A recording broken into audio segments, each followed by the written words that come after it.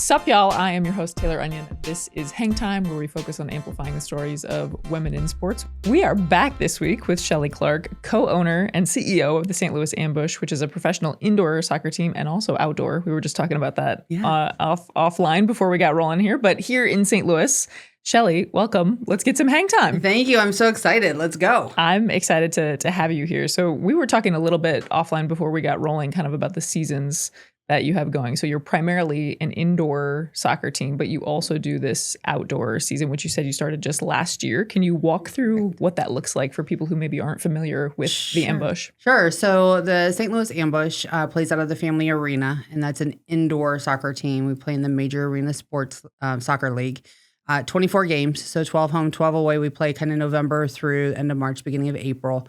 And then last season, we kicked off a USL League 2 team, which is our pre-professional team. So it's a lot of collegiate players looking for a place to play in the summer. We do have several of our indoor players also playing outdoors. So it's just another way for us to create more of a year-round opportunity for the players, because nobody can live off of an income for 5 months or 6 months. Like, that's just not realistic. Yeah, not for anybody. I think Right. that's an undertold story for professional athletes. For sure. is where we run into this kind of stuff. But we met earlier this year at a Women in Sports night that the Ambush hosted. We both sat on the panel, and you shared a little bit on that panel kind of about how you got involved with the Ambush. That this was not, you weren't growing up thinking, I'm going to be the CEO of a professional sports team in St. Louis. No, it was not on the bucket list. Yeah. So would you share a little bit about kind of what sparked your interest, but maybe also just your kind of career path in general, and then what got you into the Ambush space? Sure. So I started off, I went to Kent State University,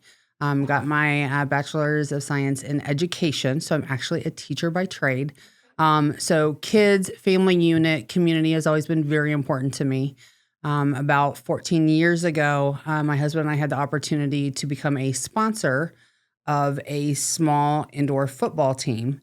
And at that point in time, we had a land surveying business here in St. Louis. And so we used that as an opportunity to build better relationships with our clients. So we started as a sponsor, became a minority owner, which then bled over into indoor soccer. So it started to become this bigger thing. And the majority owner of this soccer team decided to move to Florida. And in watching and looking at the team, it was either somebody needed to step up or we were probably going to watch that team fold. And at that point in time, my kids were teenagers, which can be a very difficult age. And this was something they actually enjoyed doing. Like, they wanted to go to the games with us. It was something for us to talk about. And in an age where you start to not become cool because you're a parent, or the electronics were really starting to kick off and take over at that point in time, I felt that this was important not only for my family, but for what it was doing for other families in the community as well. So we stepped up and became majority owners, and my husband's passion is land surveying, so he stuck with that. And here I am, 13 years later. Right. I was going to say, so this was 2013-ish when Correct. you took over. And when you got involved the first time as sponsors, how long had you been involved before you started to kind of get into the ownership a year. space? Oh, okay. So super new. Yeah. Okay. I was expecting like, it was like, 10 years before that. We really knew everything. I mean, if you're going to do it, might as well do it, right? I mean, why not? Why not? So it wasn't something that you always kind of envisioned for yourself, something that you kind of jumped into because there was going to be an opening or something was going to be taken out away. of necessity, right? And for me, it was about what it's doing for our community. It is not just about the people that we're employing at the Family Arena and creating more events there.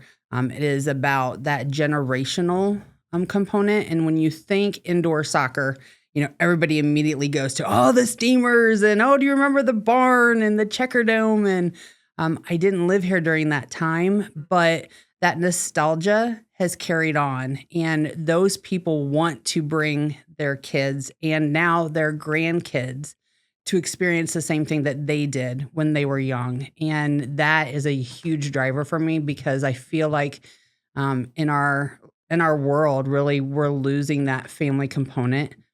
People no longer sit across the dinner table and ask each other about their days. They're busy scrolling on their phones, looking at what other people's days were. And, it kind of breaks my heart. So for me to be able to go into an area and actually see fans in stands engaging with one another, cheering with one another, talking, putting the phones away. It's a huge driver for me. And we've been blessed to be able to take this step because our surveying company does as well as what it does, so that I could focus on really giving back, which is what this has turned out to be for us. Yeah, I have only been in St. Louis now. I'm coming up on a year in June.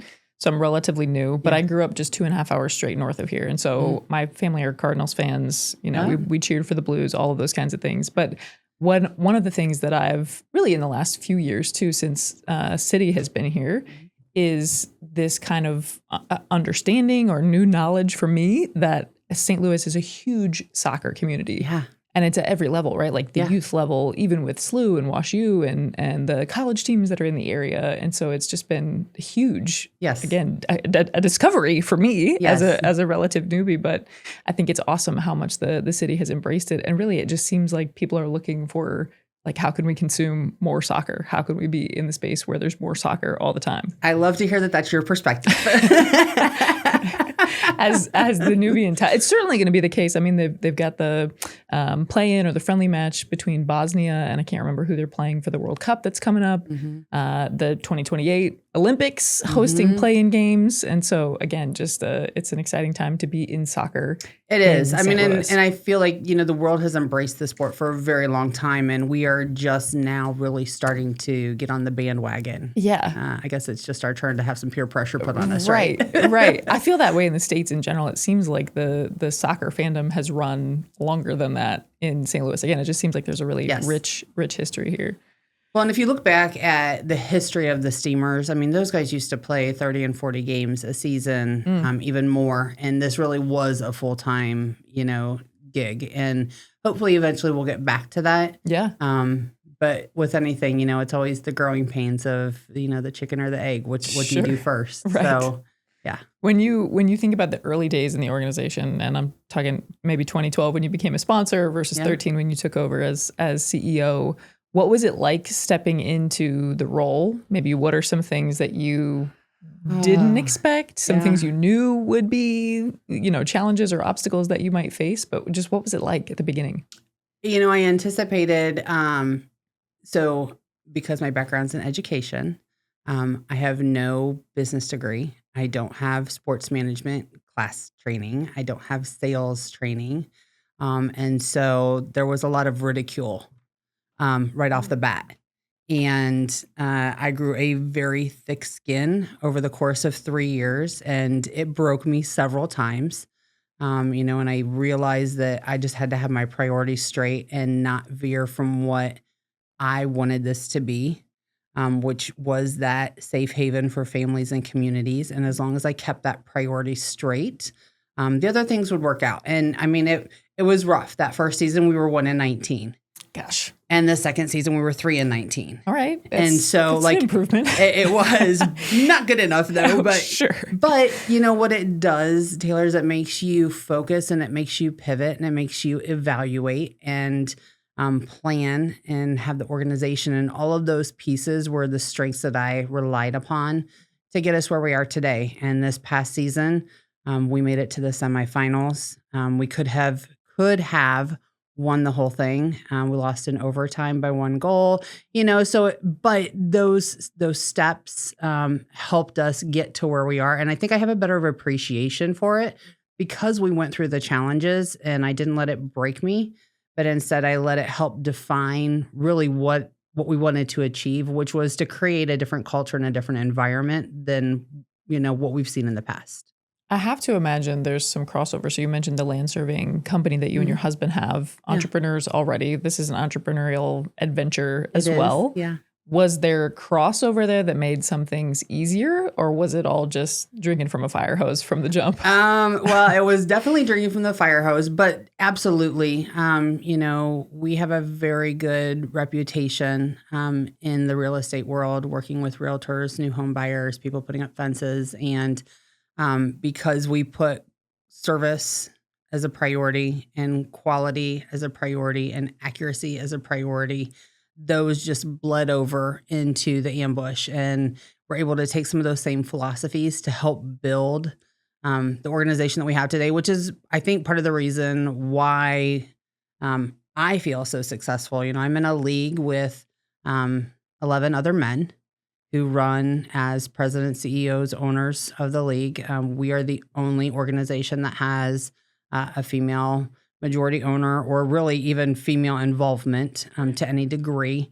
And because of that, I've embraced how I'm different as a woman versus how they are as men from a mindset standpoint. My focus, while I want to win, that's always the goal. That's not my number one focus. And my number one focus is to treat people as if they are people, which means that I don't just care about, did you score a goal? Did you make an assist? It is are you eating properly? How are your kids doing in school? What are your plans after the season? Do you have a place to live? Those simple things that help make a family really a family. And I feel that that's more of the culture that we've built here.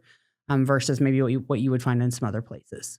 It's amazing that something as simple as just remembering the human element of sports can make such a huge difference. I think to your point about just bringing a different perspective as a woman, we've seen that, right, in some of the CBA negotiations for the WNBA in the last few months, and the things that they've kind of argued and petitioned for in those new contracts really are all centered around kind of the work-life balance, right? Like there's some pregnancy protections, there's some family help stuff that's built in there too. And so I think it's important to just note that the perspective that you bring as a woman in that space is truly different in many ways, but the human element might be one of the biggest ones there. Right. And I think sometimes we get so caught up in other areas that having myself in a room, it's okay, guys, really what's important? Can we think about this component? And it does help change things. And at the same time, it also helps me think differently as well, because they have different perspectives than I do. So I really feel like it's a strength, though, for me to be where I'm at currently. I love that. What has been the most rewarding part of leading the organization in the last 13 years? As crazy as this may sound, when I go to a game, and I'm speaking specifically indoor, as much as I enjoy watching the guys play, and as exciting as that is, I watch the fans just as much. And right in front of where I sit, there is this row of little boys, and they're probably 7 to 11 years old.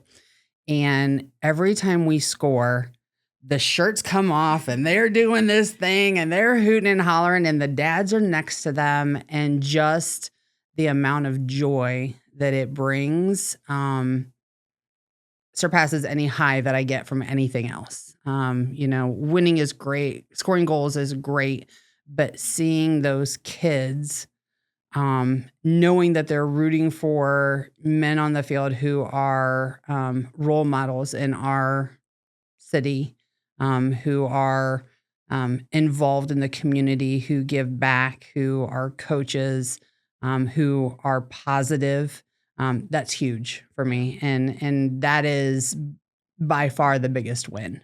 The accessibility, like the game day experience in general, I think for, like we've talked about, for kids and families is fantastic.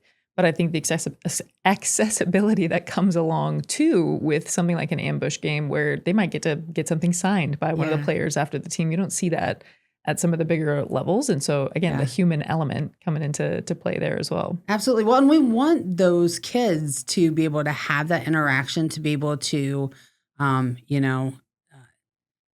their favorite player sign their shoe, because it spurs them to do more and to be better, and to, for some of them, like it's life-changing. The relationships that they make with the players, they then start to play themselves. They get involved with, other kids that are like-minded, keeping them, maybe we'll just say, out of trouble, which, it's all a full circle for me, and providing that safe environment and that opportunity is very important, especially when kids are so moldable. And there's so many outside pressures for them. I can't imagine growing up in today's world with social media as a teenager. I mean, it crushes me as a 50-year-old, I mean, people are just mean. And when they are keyboard warriors, man, they can go off the charts. And for me to be able to provide something that reminds them that like, hey, that isn't everything. There's more to life. That's very important. Yeah. I was having that conversation with some of my college kids as a professor by day. Yeah. And so just having the conversation with them of like, man, 10, 15 years ago, it wasn't, like people weren't negative. There's just like this kind of aura now that exists around. And so it's important, obviously, to be able to remind folks that there is positivity out there too. I'm curious to know what your role, your day-to-day as CEO looks like. I have to imagine you're wearing a lot of different hats at all times, but can you walk us through maybe what a typical day is? Sure. It is all about time management. It is, I live by the calendar.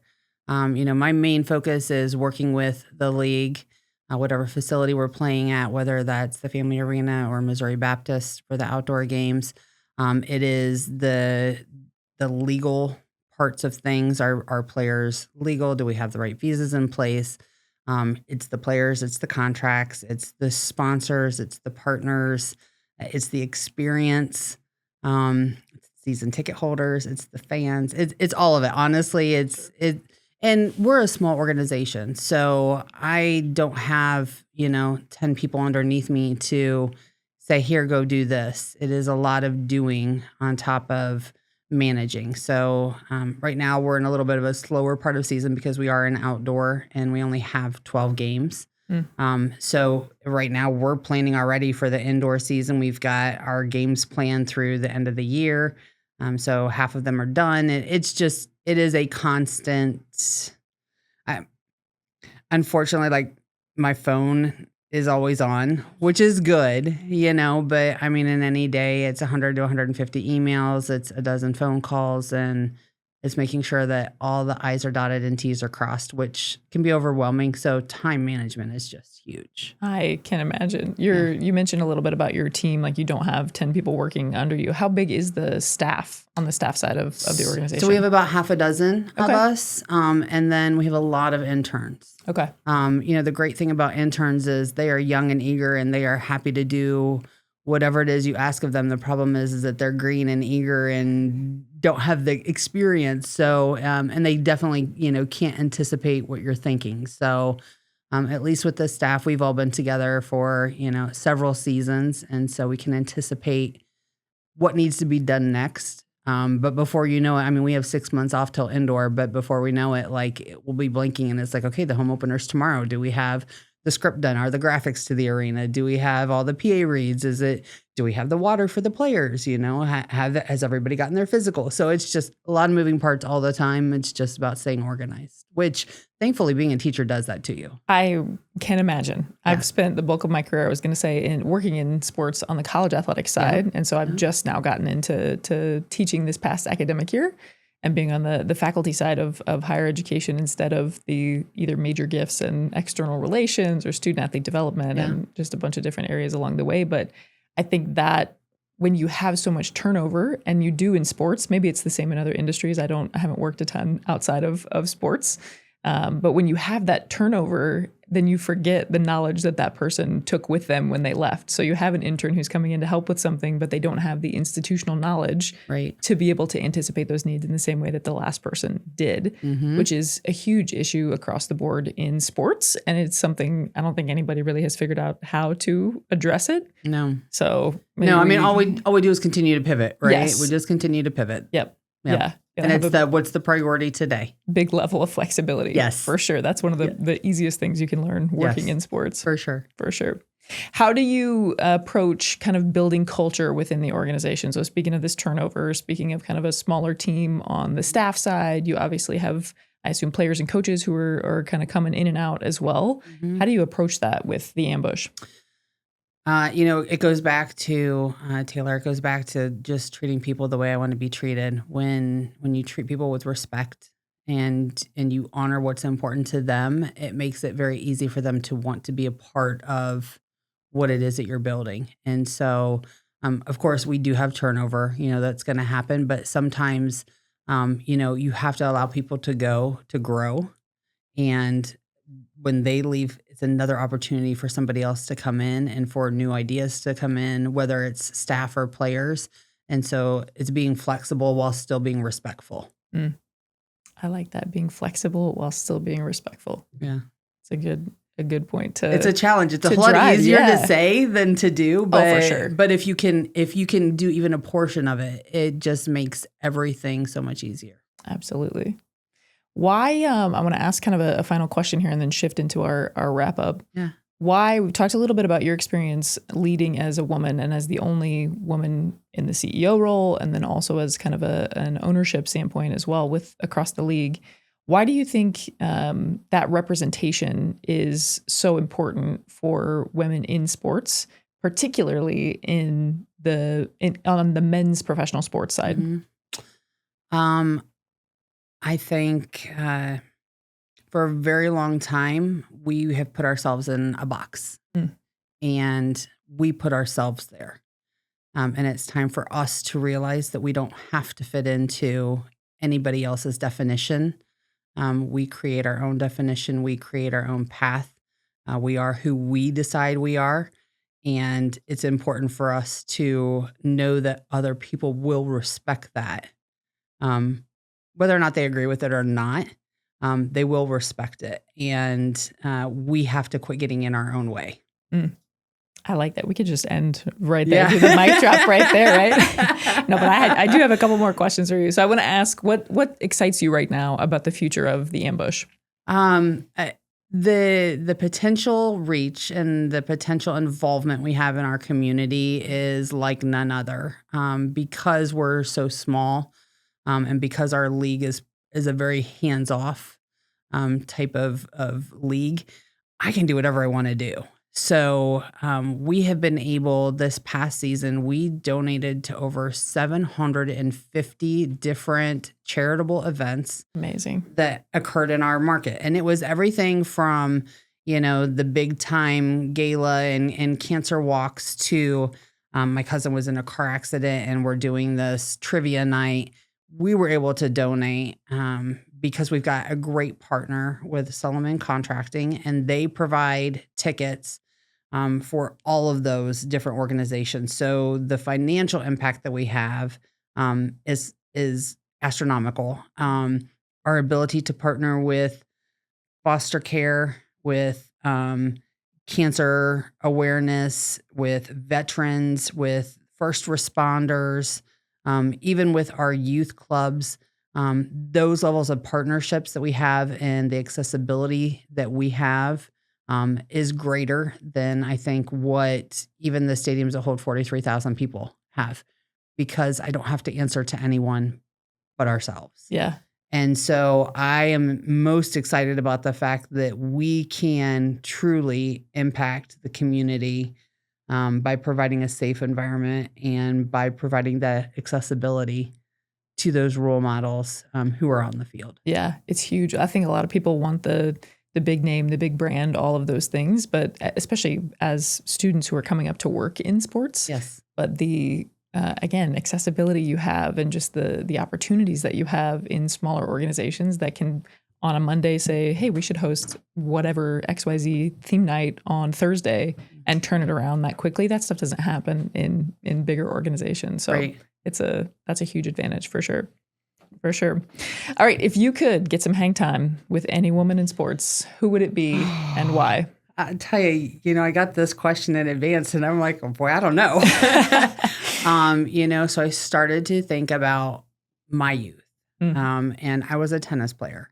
And so the Martina Navratilova, the Billie Jean King, the Steffi Graf, they were all trailblazers in that sport at the time. And, even as you look into more modern day, you've got your Danica Patrick, who is in a very male-dominated,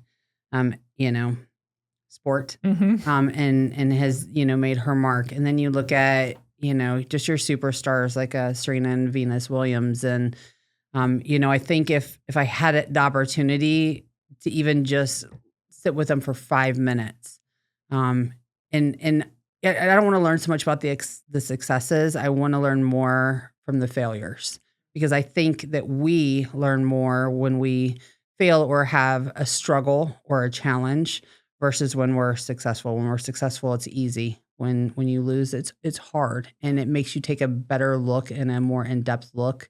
And so those would be some of the people that I would love to have time with. Yeah, those are great ones all the way through.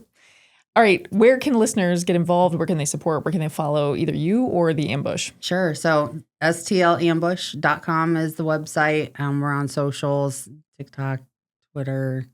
Oh, sorry, X. Formerly known. Right. The formerly known known I'm as, just kind of like Prince, right? Like Exactly. you can't say the sign. So no, anywhere where you would get your normal news, that's where we're at. We play at the Family Arena for the indoor season, and we play at Missouri Baptist University for the outdoor season. Awesome. Well, Shelly, thank you so much for taking the time today. Absolutely. It's been great. I appreciate your time. Absolutely. All right, listeners, we will see you back in a couple of weeks. Until then, you can follow along at HangTimeP0D across socials or check us out hangtimep0d.com. We'll see you next time.